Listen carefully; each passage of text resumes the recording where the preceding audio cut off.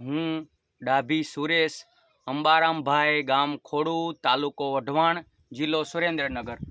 મારી કોઠા સૂઝથી હું અત્યારે અહીંયા મારા ફાર્મ ઉપર અર્ક બનાવું છું, જેની અંદર પીપળો, કડવો લીમડો, આંકડો, ગાયનું છાણ, ગૌમૂત્ર વગેરે આની અંદર અલગ પ્રકારના કુદરતી મળતા અર્કો પાન અને પર્ણો નાખેલ છે, જે આશરે આજે 10 દિવસના છે. અને એની અંદર આજે હું કલિંગા, ઇન્દ્રામણા, આ છે ધતુરો, એને કટિંગ કરેલ છે. અને આ છે દેશી ગોળ, હિંગ. આ પંપની અંદર જ્યારે છંટકાવ કરું ત્યારે અંદર નાખીશ અને આને કટિંગ કરીને આજે અર્ક તૈયાર કરવાનો છું. તો આ રીતે હું પોતાના જ ફાર્મ ઉપર શાકભાજીઓ ઉપર અર્ક તૈયાર કરીને નાખતો હોઉં છું અને ખૂબ સારું રિઝલ્ટ છે.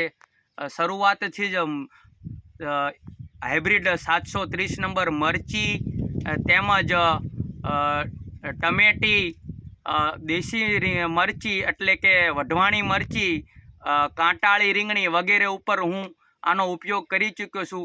એના ઉપર સ્મશાનની રખિયા, લાકડાનો છોલ જમીનની અંદર નાખી અલગ અલગ રીતે મેં ઘણા જ પ્રકારના ઉપયોગો કરેલ છે અને સુંદર એના રિઝલ્ટ છે. અત્યારે આની અંદર ઇન્દ્રામણા નાખી રહ્યો છું. આને કાલિંગા પણ કહેવામાં આવે છે. આ છે કુવારપાઠું. કુવારપાઠું પણ અંદર હતું અને આ બીજું પણ નાખું છું. આ છે ધતુરો.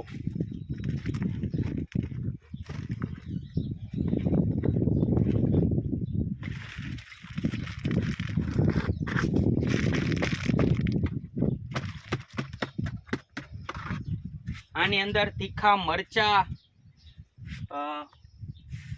આ છે જામફળી, તે મારા ફાર્મ ઉપર જ છે, તે પણ આની અંદર નાખું છું. મીઠો લીમડો પણ હું અંદર નાખું છું.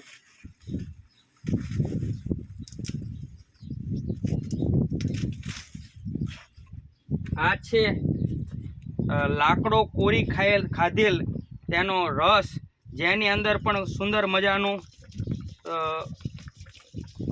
અર્ક તૈયાર થઈ ગયેલ છે, જે આશરે લાકડાને 20 વર્ષથી સડેલ હતો, તેને પલાળી અને રસ તૈયાર કરેલ છે.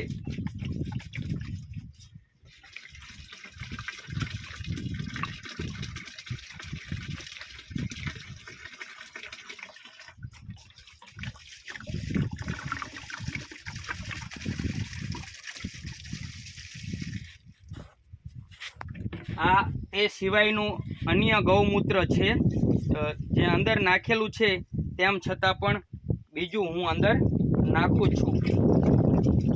આ રીતે આશરે 10 પ્રકારથી વધુની વનસ્પતિ, ગૌમૂત્ર, ગાયનું સાણ અને સાથે જ આ નગોળ પણ છે, નગોળ પણ અંદર ભેગી નાખું છું. ઘણી જ પ્રકારની વનસ્પતિનો ઉપયોગ કરી અને અર્ક તૈયાર કર્યો છે અને આના ખૂબ જ સારા રિઝલ્ટ છે. ધતુરાના પાંદ પણ અંદર ઉમેરી દઉં છું.